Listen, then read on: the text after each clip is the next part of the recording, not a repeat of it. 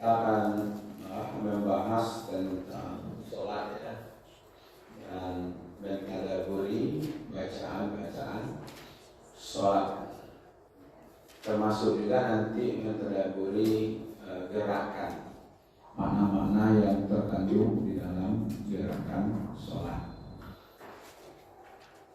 Kenapa perintah sholat dari langit langsung?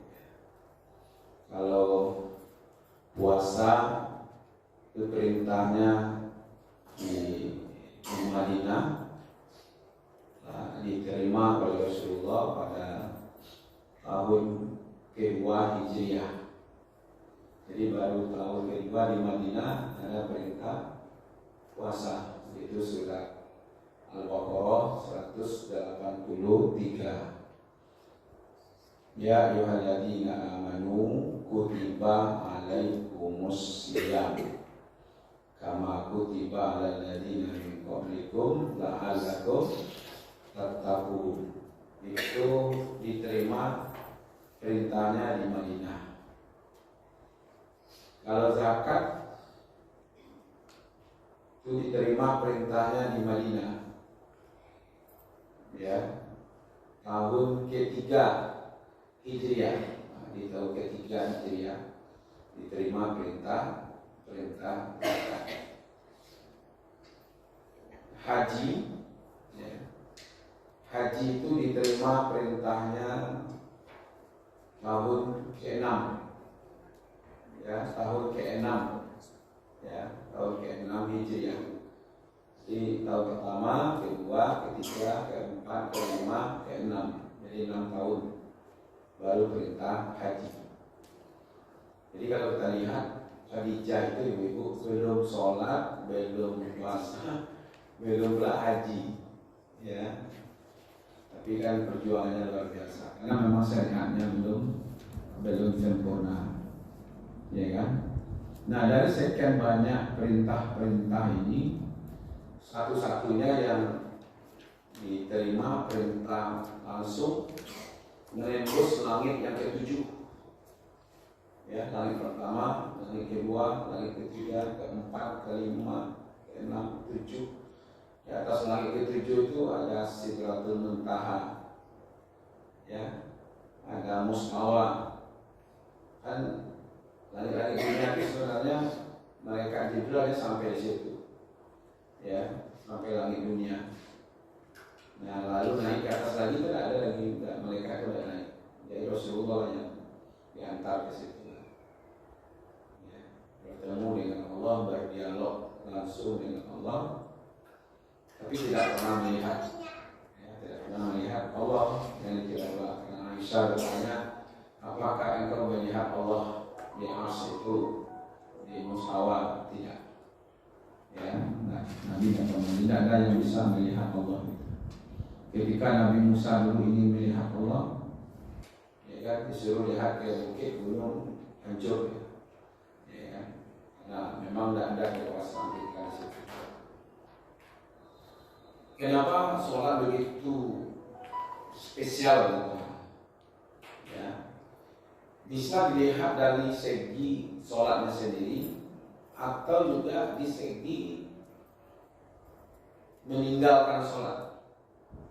Atau nanti kita lihat bagaimana segi melalaikan sholat, bagaimana segi menganggap enteng sholatnya, bagaimana nanti kalau ada orang malas-malas sholatnya, ya kan?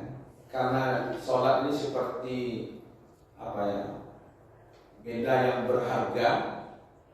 Kalau ditinggalkan bagaimana kerugiannya? Kalau kita malas-malas mengerjakan bagaimana kerugiannya? Itu dikejar dari situ nanti, gitu. Karena sholat itu satu begitu mulianya, ibadah yang paling mulia itu sholat sebenarnya. Maka ada nanti kita di posisi, ya, posisi kita itu disebutkan dalam hadis diriwayatkan oleh Imam Muslim, ya, posisi kita yang paling dekat dengan Allah itu ketika kita sedang sujud. aqrabu ma yakunul 'abdu min rabbih wa huwa sajidun. Kondisi yang paling dekat seorang hamba dengan Khaliknya, seorang manusia dengan Allah, itu yang paling dekat pada waktu sujud. Ya, maka itu sujud itu ibadah besar, ya, yang betul-betul kalau ada nanti yang kita memang tidak boleh pula menyusahkan diri, ya. Kalau nggak bisa berdiri, duduknya ini pun harus didahulukan duduk di lantai. Jadi kalau mau duduk jangan langsung di kursi, tapi coba duduk di lantai dulu, supaya bisa sujud. Tapi kalau langsung nanti sebenarnya bisa dia duduk di lantai, tapi karena melihat kondisinya duduk saja di kursi, akhirnya nggak bisa dia sujud. Ya, sujudnya tetap begitu aja lagi. Nggak terasa besarnya ibadah itu. Iya. Tapi kalau memang tidak bisa juga karena kakinya mungkin tidak bisa dilipat, tidak bisa ya apa lagi, ya. Ya kan? Tapi ada kerugian di situ nikmatnya itu. Ya, karena waktu yang paling dekat kita. Sama pula lah kita. Kalau kita dekat dengan seseorang kemudian besok menjauh, hilang kenikmatan dan kebahagiaan, kan? Nah, ketika kita dekat dengan Allah itu harusnya di situ ada kebahagiaan. Jadi menunjukkan sholat itu begitu besar dan begitu mulia. Maka ketika kita sujud itu waktu yang paling dekat. Kalau Nabi dulu paling dekat itu berdialog langsung dengan Allah. Nah, kita yang paling dekat itu umat ini di waktu sujud. Maka itu perbanyak doa, kata Nabi. Fa'aksiru doa. Perbanyak doa di waktu sujud. Ketika ditanya kepada Aisyah, Aisyah menjelaskan, memperbanyak doa itu baca aja doa itu berulang-ulang. Tidak usah dicari pula doa-doa di luar itu. Pokoknya ada nanti bacaan sujud, Subhanaka Allahumma rabbana wa bihamdika Allahumma firli. Nah, Allahumma firli itu kan permohonan itu, minta, ya Allah ampunilah dosaku.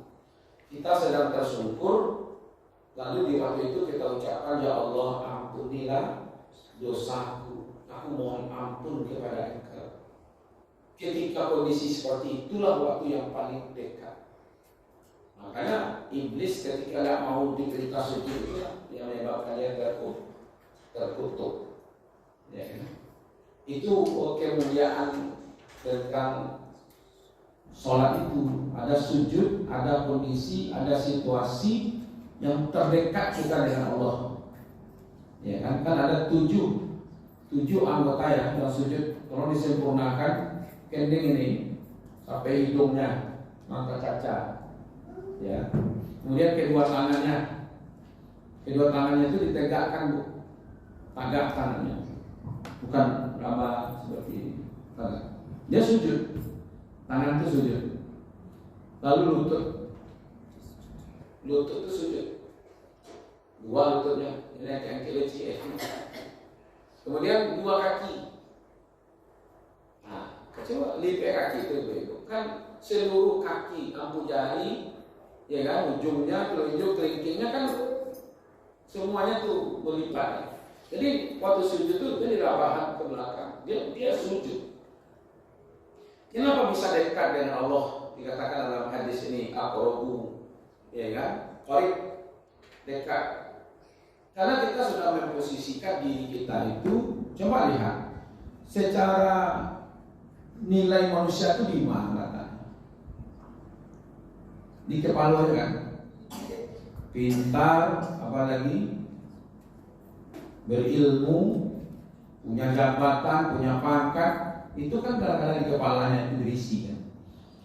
Jadi kepala itu ditaruh di lantai, di bumi. Seluruh anggota tubuhnya tersungkur ke bumi. Pada waktu dia tersungkur itu dia melapaskan satu kalimat, ya Allah ampuni dosaku. Ya kan? Jadi ya, subhanaka Allahumma rabbana wa bihamdika Allahumma firli. Itu minimal satu kali baca. Ini maksimal berapa sanggup ibu? Kalau lama ibu sujud, jadi baca ulang aja itu, ulang lagi. Ya kan? Makanya Aisyah ketika ditanya tentang apa yang dibaca banyak-banyak dalam sujud itu, ya kan? Kata Aisyah, Nabi mengulang-ulang. Jadi sholat Nabi itu sholatnya lama. Jangan hanya dipikirkan bahwa yang dibaca Nabi itu ayatnya panjang-panjang. Bukan hanya itu. Nabi itu kalau sholat berdirinya lama, rukuknya lama, sujud lama. Itu Nabi. Jadi bukan berdiri lama panjang. Kita kadang-kadang kan baca ayat panjang-panjang, tapi kadang-kadang rukuk baru mulai seketika baru mulai bangkit. Baru sujud baru tercaca baru mulai bangkit. Ya padahal tidak. Ya kan? Maka itu kalau seandainya kita mau, ya panjang. Ya kan? Sujudnya itu lama. Dan itu yang dibaca berulang-ulang gitu. Ya kan? Saya melihatkan satu dalil karena tadi yang akrobu ya, mayakunul abdu min rabbih wa huwa sajidu fa'aksiru doa, perbanyak doa. Nah, doa yang mana kira-kira itu? Ya kan? Yang diperbanyak itu apa, dicari doa-doa dari luar gitu. Ya kan? Ini sudah ada nih hadis diriwayatkan oleh Imam Muslim dari Aisyah. Kata Aisyah, karena Rasulullah SAW yaksiru, memperbanyak. Nah itu dia, yaksiru ayyakula fi ruku'ihi wa sujudihi. Jadi kata Aisyah, Nabi memperbanyak dan membaca dalam rukuknya, dalam sujudnya, apa yang dibaca? Subhanaka Allahumma rabbana wa bihamdika Allahumma firli. Itu hadisnya diriwayatkan oleh Imam Muslim. Kalau banyak ibu-ibu sholat sunat umpamanya, tentu banyaklah sujudnya. Kalau banyak sujudnya, banyak pula doa Rabbi firli ini, Allahumma firli. Ya kan? Nah ujungnya Allahumma firli, ya Allah gitu ya. Ya Allah ampuni dosaku. Ampuni dosa. Dari awal. Jadi ketika kita rukuk, subhanaka Allahumma rabbana wa bihamdika Allahumma firli. Masih rukuk lagi kan? Subhanaka Allahumma rabbana wa bihamdika Allahumma firli. Ini yang dibaca. Bagaimana sekarang banyak doa-doa yang dibawa ke sujud itu? Saya termasuk yang mengambil pendapat sedikit berhati-hati di situ. Karena kan ada hadis, kalau bawa-bawa doa yang tidak ada umpamanya yang Nabi membacanya di dalam ruku atau dalam sujud gitu ya. Saya lebih cenderung memakai hadis ini daripada kita carikan doa. Kan tadi ada ya, umpamanya ini ada hadis mengatakan begini. Nah, ini kan tadi kata nih, anna Rasulullah sallallahu alaihi wasallam qala aqrabu ma yakunul 'abdu min rabbih wa huwa sajidun fa aksiru doa. Ya kan? Waktu yang paling dekat seorang hamba dengan kalinya itu waktu sujud. Maka perbanyaklah berdoa, umpamanya kan. Nah, perbanyak doa itu saya ambilnya ke hadis tadi. Perbanyak doa itu bagaimana caranya? Ambil di sini. Kata Aisyah menjelaskan, karena Rasulullah sallallahu alaihi wasallam, ya kan, yaksiru ayyakula fi ruku'i wa sujudihi subhanaka Allahumma rabbana wa bihamdika Allahumma firli. Jadi kalau kita pahami maksud dari banyak berdoa itu adalah perbanyaknya membaca doa ini. Ya. Boleh, ya kan? Jadi subhanaka, ada apa lebih pusing ini? Belum ya? Ada sebagian yang hafal yang belum ya? Kita lebih banyak dulu subhana rabbiyal a'la, subhana rabbiyal a'la wa bihamdi, subhanaka ini agak iya itu diperbanyak dalam sujud, malah ruku juga itu. Ya kan? Supaya nanti tidak mencari doa yang lain, karena doa yang terbaik itu doa minta ampun. Ya sama aja. Kalau kita baca yang lain kayak subhana rabbiyal azim, subhana rabbiyal a'la sujudnya kan. Kalau subhanaka Allahumma rabbana sama ruku. Nah, coba lihat di sini. Hadisnya kan. Kata Aisyah tadi, yaksiru ayyakula fi ruku'ihi wa sujudihi. Jadi subhanaka Allahumma rabbana wa bihamdika Allahumma firli itu dibaca baik di waktu ruku ataupun di waktu sujud. Kalau lama rukunya tambah bacaan itu. Semakin lama lagi tambah lagi. Boleh, ya. Mau ibu baca gantian boleh. Namanya variasi ibadah namanya. Iya kan? Boleh juga. Kalau kita mau karena Nabi itu begitu. Nanti banyak ibu, nanti banyak. Kita kan ini baru pembukaan saja. Nanti akan saya tunjukkan berapa banyak bacaan. Doa kita itu berapa bacaannya. Sujud ruku itu berapa bacaannya. Intidal nanti apa pula bacaannya. Di waktu sujud duduk antara dua sujud berapa pula bacaannya.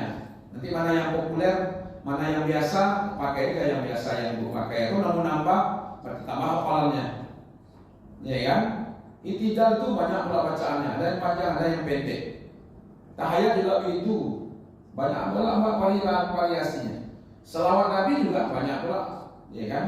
Jadi itu namanya dalam ibadah tanawwu, warna-warni lah, variasi-variasi, ya kan? Nah, bacaan juga bervariasi, gerakannya juga bervariasi, ya kan? Makanya bisa saja angkat tangannya ada sampai bahu, ada yang sampai telinga, melipatnya pun ada yang di atas dada, ada yang di dada, ada yang di atas perut, ya kan? Macam-macam loh. Ya kan? Nah gitu. Itu dalam hubungan sujud ya.